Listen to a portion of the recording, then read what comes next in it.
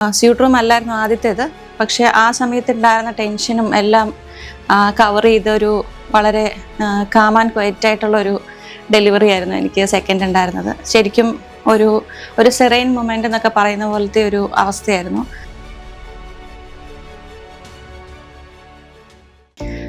എൻ്റെ പേര് നിത്യ ശ്രീകുമാർ, നാട് കുമാരനെല്ലൂരാണ്. എൻ്റെ 2 ഡെലിവറിയും കാരിത്താസ് ഹോസ്പിറ്റലിലായിരുന്നു. 2ഉം പ്രീ ടൈമും ആയിരുന്നു. ഒരുപാട് റിസ്ക് ഫാക്ടർ ഉണ്ടായിരുന്ന പ്രഗ്നൻസിയും ഡെലിവറി ആയിരുന്നു. അപ്പം ഞാൻ ഡോക്ടർ റെജിയുടെ പേഷ്യൻ്റാണ്. എൻ്റെ ഫസ്റ്റ് ബേബിയാണിത്. കാരിത്താസിൽ ഡെലിവറി ആയിരുന്നു. രണ്ടാമത്തെ ആൾ മോനാണ്. ആളുടേത് ഞങ്ങൾ സ്യൂട്ട് റൂമാണ് പ്രിഫർ ചെയ്തിരുന്നത്. കാരണം ആദ്യത്തേതിൽ ഹസ്ബൻഡ് ഇത് പ്രീ ടൈം ആയിരുന്നുകൊണ്ട് ഞങ്ങളോട്ട് പ്രിപ്പയർഡ് ആയിരുന്നില്ല. പെട്ടെന്ന് അഡ്മിറ്റ് ആവുമായിരുന്നു. അപ്പം ഹസ്ബൻഡിനാണെങ്കിലും രണ്ടാമത്തേതിന് കൂടെ നിൽക്കണം, വൈഫിൻ്റെ അല്ലെങ്കിൽ അമ്മയാവുന്നതിൻ്റെ പെയിനും ഒക്കെ കാണണം, അത് അങ്ങനെ ഒരു ആഗ്രഹം പറഞ്ഞുകൊണ്ട് ഞങ്ങൾ സ്യൂട്ട് റൂമാണ് പ്രിഫർ ചെയ്തിരുന്നത്. അപ്പം അതിനെപ്പറ്റി പറയാനാണെങ്കിൽ ശരിക്കും സ്യൂട്ട് റൂം അല്ലായിരുന്നു ആദ്യത്തേത്.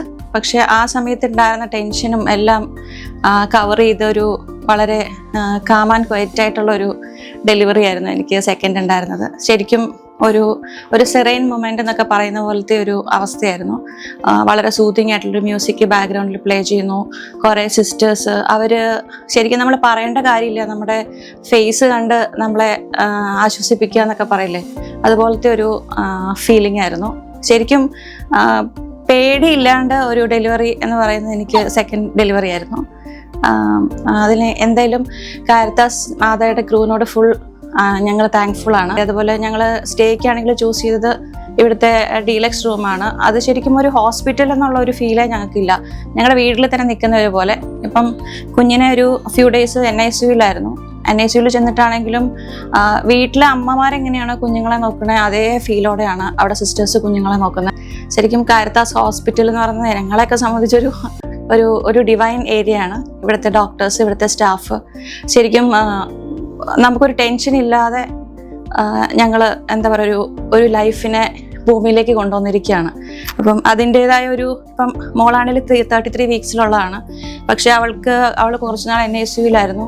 അവിടുത്തെ ഡോക്ടർ സാജനാണ് അവളെ ട്രീറ്റ് ചെയ്തിരുന്നത്. അപ്പം സാറിനെ ആണെങ്കിലും കാണുമ്പോൾ ഈവൻ ഇപ്പോഴും അവളുടെ കാര്യങ്ങൾ അന്വേഷിക്കുന്നു എന്നൊക്കെ പറയുമ്പോൾ അവരെത്രത്തോളം അറ്റാച്ച്ഡ് ആണ് അവരുടെ പേഷ്യൻസ് എന്നുള്ളതാണ്.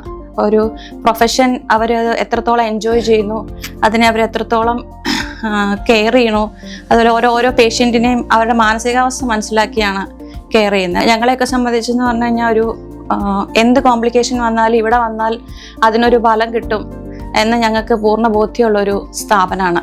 എന്നും ഇങ്ങനെയൊക്കെ തന്നെ ആയിരിക്കട്ടെ എന്ന് ആഗ്രഹിക്കുന്നു, പ്രാർത്ഥിക്കുന്നു. എല്ലാ ആശംസ.